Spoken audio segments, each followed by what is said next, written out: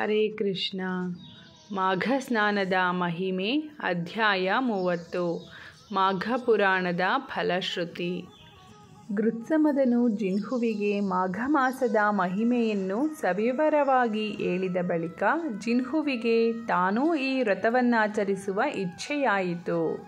ಮಹರ್ಷಿ, ನಿನ್ನಿಂದ ವ್ರತಕಥೆಗಳನ್ನು ಕೇಳಿ ಪುನೀತನಾದೆ. ನನಗೂ ವ್ರತವನ್ನಾಚರಿಸುವ ಆಸೆಯಾಗಿದೆ.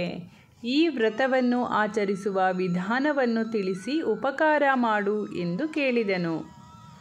ಗೃತ್ಸಮದನು ಉತ್ತರಿಸುತ್ತಾ, ಜಿನ್ಹು, ಮಾಘ ಮಾಸ ವ್ರತವನ್ನು ಶ್ರದ್ಧಾ ಭಕ್ತಿಗಳಿಂದ, ನೇಮ ನಿಷ್ಠೆಗಳಿಂದ, ತಿರಸ್ಕಾರ ಮನೋಭಾವ ತೋರದೆ ಆಚರಿಸಬೇಕು.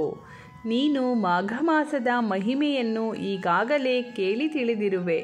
ಈ ಮಹಾತ್ಮೆಯನ್ನು ಆದರದಿಂದ ಕೇಳುವವರು ತನ್ನ ಸಮಸ್ತ ಪಾಪಗಳಿಂದ ಬಿಡುಗಡೆ ಹೊಂದುವರು ಎಂಬುದರಲ್ಲಿ ಸಂದೇಹವಿಲ್ಲ. ನೀನಾದರೂ ಮಾಘ ಮಾಸದ ಶುಕ್ಲ ಪ್ರತಿಪತ್ ಮೊದಲ್ಗೊಂಡು ಮಾಘ ಬಹುಳ ಅಮಾವಾಸ್ಯೆಯವರೆಗೂ ಇಡೀ ಮಾಸ ಪೂರ್ಣವಾಗಿ ಪ್ರತಿನಿತ್ಯ ಸೂರ್ಯೋದಯ ಕಾಲದಲ್ಲಿ ನದಿ ಜಲದಲ್ಲಿ ಮಾಘಸ್ನಾನ ಮಾಡಿ ಪಾವನನಾಗು. ಭೂಲೋಕವಾಸಿಗಳಿಗೆ ಭವಬಂಧನದಿಂದ ಪಾರಾಗಲು ಇದು ಸುಲಭೋಪಾಯ. 3 ಲೋಕಗಳಲ್ಲಿಯೂ ಈ ವ್ರತಕ್ಕೆ ಸಮನಾದ ವ್ರತ ಇನ್ನೊಂದಿಲ್ಲ ಎಂದು ಹೇಳಿದನು. ಗೃತ್ಸಮದನಿಂದ ಆದೇಶಿತನಾಗಿ ಜಿನ್ಹುವು ಮಾಘ ಮಾಸದಲ್ಲಿ ಮಾಘವ್ರತವನ್ನು ವಿಧಿವತ್ತಾಗಿ ಆಚರಿಸಿ ಪುಣ್ಯಭಾಜಕನಾದನು. ಈ ಪುರಾಣ ಕಥೆಯನ್ನು ಶಂಕರನು ಸೂತಪುರಾಣಿಕರು ಶೌನಕಾದಿ ಮುನಿಗಳಿಗೂ ಹೇಳಿದನು. ಸೂತಪುರಾಣಿಕರು ಮಾಘಪುರಾಣವನ್ನು ಹೇಳಿದರು. ಶೌನಕಾದಿ ಮುನಿಪುಂಗವರೇ, ಹಿಂದೆ ಕೈಲಾಸದಲ್ಲಿ ಸರ್ವಮಂಗಳೆಯೂ ಭವಾನಿಯೂ ಪರ್ವತರಾಜನ ಪುತ್ರಿಯೂ ತನ್ನ ಅರ್ಧಾಂಗಿಯೂ ಆದ ಪಾರ್ವತಿಗೆ ಶಂಕರನು ಹೇಳಿದ ಮಾಘ ಮಾಸದ ವ್ರತಕಥೆಯನ್ನು ಸವಿಸ್ತಾರವಾಗಿ ನಿಮಗೆ ಹೇಳಿದ್ದೇನೆ. 12 ಮಾಸಗಳಲ್ಲಿ ಶ್ರೇಷ್ಠವಾದ ಮಾಘ ಮಾಸದ ಮಹಿಮೆಯನ್ನು ಶ್ರದ್ಧಾಭಕ್ತಿಗಳಿಂದ ಕೇಳಿದ ನಿಮಗೆ ಶುಭವಾಗುತ್ತದೆ. ಈ ವ್ರತವು ಸಂಪತ್ತನ್ನು, ಆರೋಗ್ಯವನ್ನು, ಸತ್ಕೀರ್ತಿಯನ್ನು ಕೊಡುತ್ತದೆ. ಆಯಸ್ಸನ್ನು ಹೆಚ್ಚಿಸಿ ಸುಖ ತರುತ್ತದೆ. ಕಡೆಗೆ ವೈಕುಂಠಲೋಕ ಪ್ರಾಪ್ತಿಯಾಗುವಂತೆ ಮಾಡುತ್ತದೆ.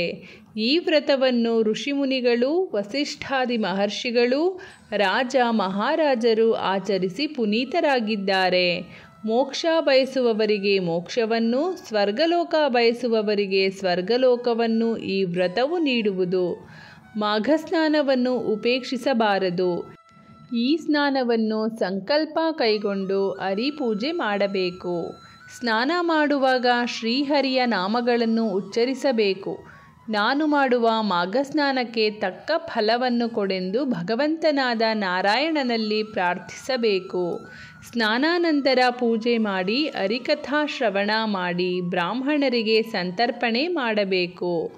ಮಾಘ ಮಾಸದ 30 ದಿನಗಳು ದಿನಕ್ಕೊಂದು ಅಧ್ಯಾಯದಂತೆ ಪಠಿಸಬೇಕು. ಸಕಲ ಪಾಪ ಪರಿಹಾರ ಮಾಡುವ ಮಾಘಸ್ನಾನ ಶುಭಕರವಾಗಿರುತ್ತದೆ. ಇದು ಸೂರ್ಯಚಂದ್ರರಿರುವಂತೆಯೇ ಸತ್ಯ ಎಂದು ಶೌನಕಾದಿ ಮುನಿಗಳಿಗೆ ತಿಳಿಸಿದರು.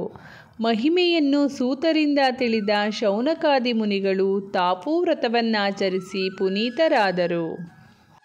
ಶಂಕರನಿಂದ ಮಾಘ ಮಾಸ ಮಹಿಮೆಯನ್ನು ತಿಳಿದ ಪಾರ್ವತಿ, ಪ್ರಾಣವಲ್ಲಭ ಪರಮೇಶ್ವರ, ನಾನು ನಿಮ್ಮಿಂದ ಮಾಘ ಮಾಸದ ಮಹಿಮೆ ತಿಳಿದು ಭಾಗ್ಯಶಾಲಿ ಆದೆ.